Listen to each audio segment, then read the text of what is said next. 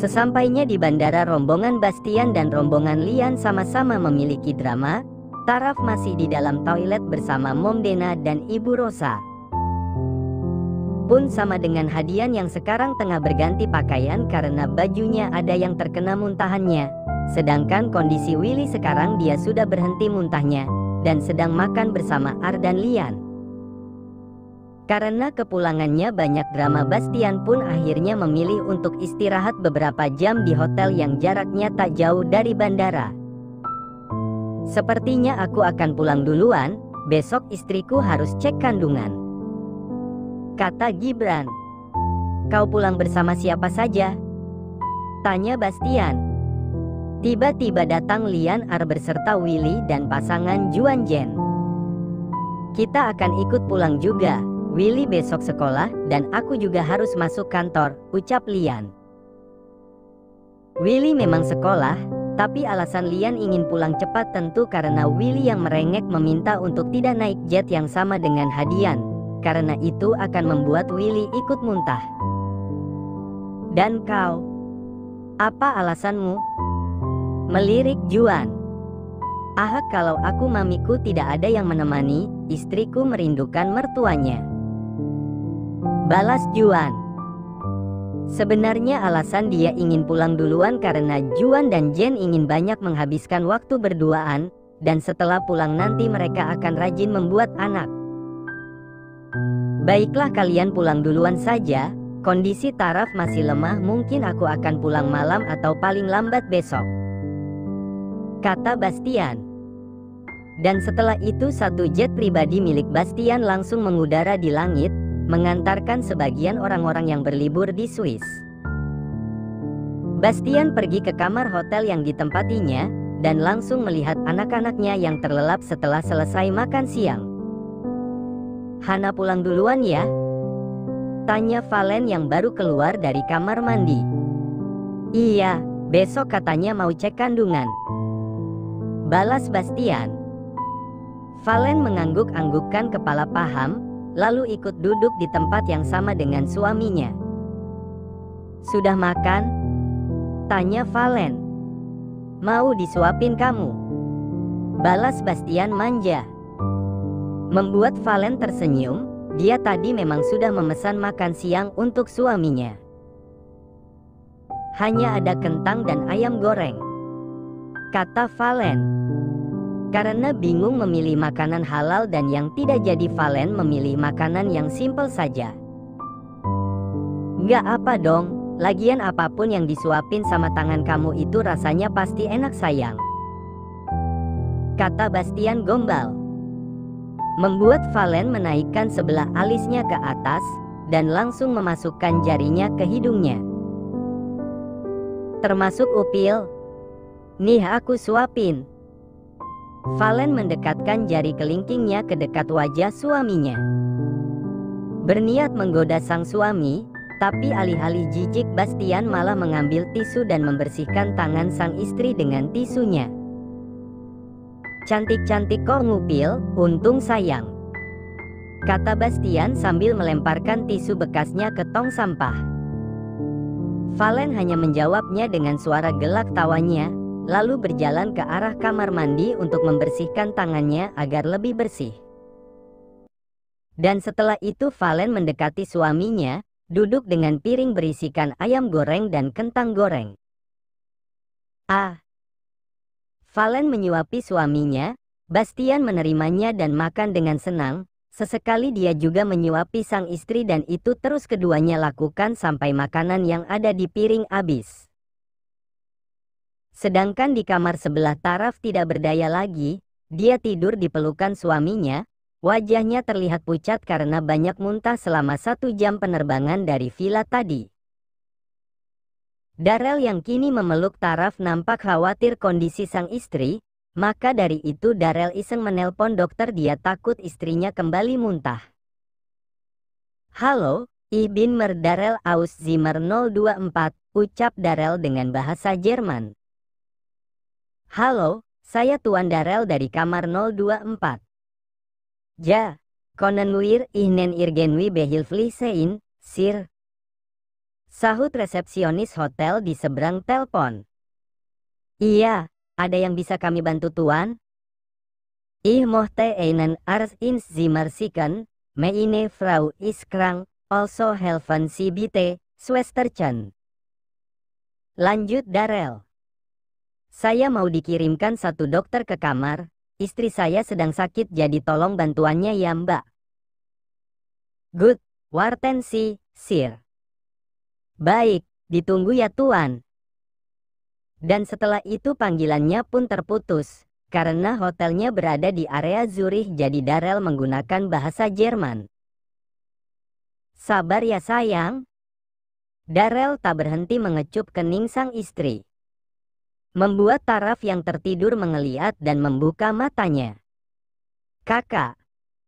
Taraf mengeratkan pelukannya dan menciumi dada suaminya. Kok bangun? Keganggu ya maaf ya. Darrell menatap sang istri. Taraf menggelengkan kepalanya, dia mendongakkan wajahnya untuk bisa menatap wajah sang suami. Maaf yang ngerepotin, ucap Taraf merasa sendu. Jangan bilang gitu, aku suami kamu tentu saja aku akan melakukan apapun untuk kamu. Mencubit hidung kecil istrinya dengan gemasnya. Lapar. Ucap Taraf. Mau makan? Tanya Darrell mengusap kepala sang istri lembut. Enggak, mau anu. Sahut Taraf sambil tertawa. Jangan bercanda, aku kalau udah nyerang gak mau berhenti ya. Darrell menaikkan sebelah alisnya.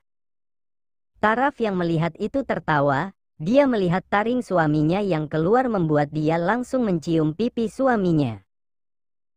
Gak mau anu, maunya makan aja, pesenin ya sayang.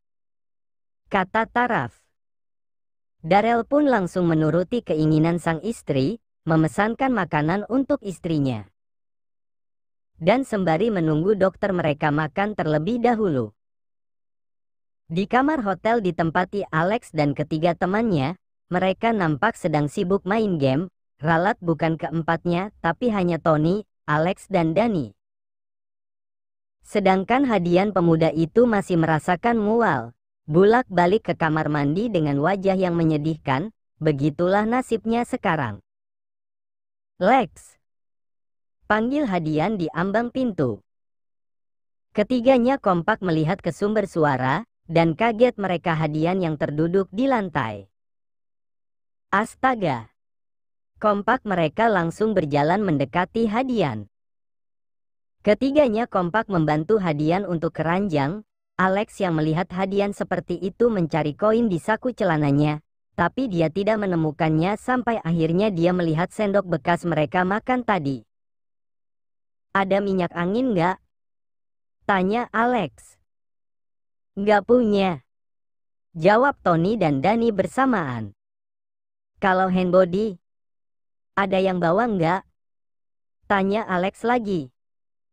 Hadian yang lemas itu tidak menjawab, padahal baru beberapa menit yang lalu mereka makan. Tapi dia bahkan sekarang harus memuntahkan makanannya lagi karena mual. Adanya Rexona, buat ketek. Balas Tony sambil memberikan Rexonanya. Alex menerimanya, dia membuka paksa baju hadian dan langsung mengerok punggung temannya itu dengan menggunakan sendok dan Rexona. Au! Sakit! Teriak hadian. Ton, dan Alex melirik dua sahabatnya. Paham dengan kode dari temannya Danny dan Tony kompak menahan pergerakan hadian, membuat Alex yang duduk di punggung hadian mulai kembali mengerok punggung hadian. Sudah. Sakit. Teriak hadian kesakitan. Diam, ini merah, lihat Ton dan, merah kan? Tanya Alex sambil mengerok punggung hadian lagi. Iya, udah kayak ganti kulit. Kata Tony. Bukan cuman ganti kulit dagingnya juga kelihatan. Timpal Danny, yang membuat hadian semakin berteriak sakit. Dan kembali terdengar suara teriakan hadian di kamar itu, bagaimana tidak teriak kesakitan bahkan Alex mengeroknya asal karena hadian yang tidak mau diam. Malamnya mereka pulang bersama. Taraf dan Hadian tidak muntah karena keduanya meminum obat tidur yang diberikan dokter. Setidaknya mereka akan terhindar dari rasa mual, apalagi keduanya naik satu jet pribadi. 4 bulan berlalu. Jen dan Juan kini tengah berada di rumah sakit. Keduanya menunggu antrian untuk diperiksa. Telat menstruasi membuat Juan dan Jen memilih memeriksakan ke dokter. Apalagi akhir-akhir ini Jen sering mual-mual dan pusing. Keduanya sengaja tidak mengecek lewat alat tes kehamilan. Baik Jen atau Juan, keduanya sama-sama ingin tahu kebenarannya dari sumber yang lebih nyata, yaitu dengan memeriksa di rumah sakit. Ibu Jenny, panggil suster. Ayo sayang. Juan membantu Jen berjalan. Keduanya masuk ke ruangan pemerikasaan. Jen merebahkan tubuhnya di brankar dengan dibantu oleh Juan, sang suami tercintanya. Apa yang ibu rasakan? Tanya dokter. Akhir-akhir ini saya mual dok, terus pusing juga. Jelas Jen. Istri saya hamil kan dok? Tanya Juan semangat. Sayang. Tegur Jen. Bahkan dokter masih belum memeriksanya. Aku nggak sabar sayang. Sahut Juan sambil tersenyum. Sebentar ya pak, saya periksa dulu perut Bu Jenny-nya. Kata dokter tersenyum kecil karena melihat Juan yang sangat tidak sabaran itu. Dokter mulai memeriksa Jen, dan setelah beberapa menit melalui pemeriksaan dokter pun tersenyum pada sepasang pasangan suami istri itu. Selamat ya pak, Ibu Jenny sedang hamil, ucap dokter terpotong karena Juan menyela ucapannya. Berapa bulan dok? Tanya Juan. Sayang sabar. Jen geleng-geleng kepala melihat Juan yang tidak sabaran. Iya sayang, iya. Sahut Juan, dia senang bukan main. Kandungan Ibu Jenny sudah memasuki minggu kedua ya pak. Kandungannya masih muda dan tentunya sangat rentan. Jadi diharuskan untuk selalu menjaga kesehatan istrinya ya pak. Jelas dokter panjang kali lebar. Terima kasih dok, saya pasti akan menjaga istri dan calon buah hati saya dengan baik. Sahut Juan semangat. Iya pak, dan ini ada vitamin yang harus ditebus agar mual Ibu Jenny agak mereda. Jelas dokter sambil memberikan selembar kertas pada Juan. Karena akan ada pasangan lain yang diperiksa, Juan dan Jen pun tidak sempat mencurahkan kebahagiaannya. Keduanya pun akhirnya memilih pulang setelah menebus vitaminnya di apotek rumah sakit. Akhirnya sayang, kamu hamil. Ucap Juan senangnya tidak bisa diartikan dengan apapun. Kamu bahagia? Tanya Jen. Juan mengangguk cepat. Di usianya yang ke-26, akhirnya dia akan menjadi seorang ayah. Tentunya itu menjadi suatu kebanggaan sendiri untuk Juan yang memang sudah siap menjadi seorang ayah dari jauh-jauh hari. Aku sangat bahagia, terima kasih sudah mau mengandung anakku. Kata Juan lagi. Jen tersenyum melihat suaminya bahagia. Sama halnya dengan Juan, dia pun bahagia karena sebentar lagi dia akan menjadi seorang ibu. Apalagi usianya sekarang sudah 28 tahun, tentu kabar kehamilannya ini adalah hadiah terindah di usianya yang sudah matang itu. Bukan anakmu saja, tapi anak kita sayang. Balas Jen mengingatkan. Kalau mami ada pasti mami bahagia. Lanjut Juan yang sedang mengendarai mobilnya. Dan seketika juga mobilnya berhenti. Suasana yang semula penuh bahagia berubah menjadi kesedihan. Juan mengingatkan Jen pada sosok mertua terbaiknya yang kini sudah tenang di surga. Mami Anita meninggal 1 bulan setelah kepulangan Jen dan Juan dari Swiss. Penyakit tumor ganas yang dideritanya membuat tubuhnya semakin melemah dan akhirnya menghembuskan nafas terakhirnya di rumah sakit. Seharusnya dulu aku nggak ninggalin mami. Apalagi saat itu mami sakit. Kembali menyalahkan diri sendiri. Sayang, jangan katakan itu lagi. ingat pesan mami dulu. Jen memberikan tisu. Dia ingin menangis tapi air matanya tidak jadi jatuh karena keduluan Juan yang malah lebih deras mengeluarkan air matanya. Tapi mami meninggal karena aku mendapatkan pengobatan. Juan masih tetap sama menyalahkan meninggalnya mami Anita padanya. Uang yang bergelimang pun tidak ada artinya jika menolong orang yang dia sayang saja ia tidak bisa. Mami meninggal karena takdir, bukan karena tidak mendapatkan pengobatan. Bukankah mami bilang begitu pada kita? Jangan salahkan dirimu, mami sudah tenang sayang, kata Jen memegang tangan sang suami. Mami Anita memang beberapa kali konsultasi pada dokter, tapi dia tidak melakukan apa yang dikatakan dokter. Seharusnya mami Anita dibawa ke luar negeri untuk pengobatannya.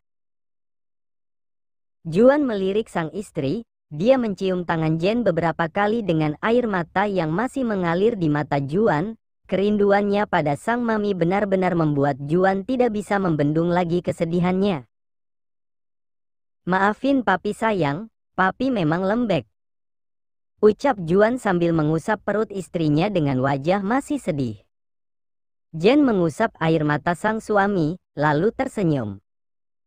Papi nggak lembek. Papi Juan adalah papi terbaik dan kesayangan Mami Jenny, kata Jen menirukan suara anak kecil yang membuat Juan mengulum senyumnya. Juan tidak bisa berkata-kata lagi. Istrinya yang sekarang memang lebih ceria dan juga smart, tapi yang membuat Juan senang sekarang adalah istrinya yang perhatian, sama seperti maminya. I love you, kata Juan. I love you too, sahut Jen sambil tersenyum. Ayo jalan lagi, aku mau makan lapar, lanjut Jen. Dan mobilnya pun kembali dinyalakan. Juan kembali mengendarai mobilnya ke arah rumahnya. Tadi mereka tidak sempat makan siang karena Jen yang terus mual. Sedangkan di rumah Bastian, Shakira dan kedua kakaknya sedang bermain di ruangan bersantai. Ketiganya nampak asyik dengan mainannya sendiri, sampai akhirnya tiba-tiba Shakila menggusur keranjang yang membuat perhatian dua saudaranya ke arahnya. Keduanya langsung duduk di keranjang yang ukurannya lumayan besar itu. Shaka dan Shakila sudah duduk di keranjang, tapi saat Shakira ingin masuk dia malah kesusahan. Au naik ih. Shakira berusaha naik. Endut cih, ndak muat kan? Shaka tertawa. Ih kak Shaka nakal ya, bilangin Dedi bilang kira endut ya. Shakira kesal diledek kakaknya. Makanya jangan mam telus, kata Shakila ikut menimpali.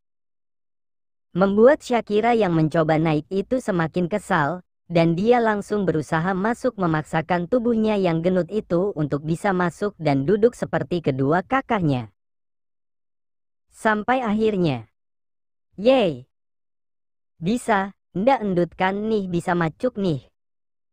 Shakira tertawa senang karena berhasil masuk dan duduk di keranjang yang sama dengan kedua kakaknya. Sakit ih, cempit. Shakila mulai mengeluhkan tempat duduknya itu. Adik kira sih, cempit kan? Shaka menggoyangkan keranjangnya. Enak kok, nggak kejepit, nih pelutnya ndak endut lagi kok. Shakira masih pede untuk duduk di keranjang itu, tidak melihat kedua kakaknya yang menahan sesak karena kesempitan. Tiba-tiba, dut! Shakira kentut, membuat kedua kakaknya melotot ke arahnya. Bau ih, bau. Shakila menutup hidungnya. Makan tikus ya, bau banget ih. Shaka ikut-ikutan menutup hidungnya. Dan dengan polosnya Shakira menjawab. Halum kok, ndak mam tikus kok, tadi mam telur cepok mata capi, enak. Sahut Shakira masih santai duduk.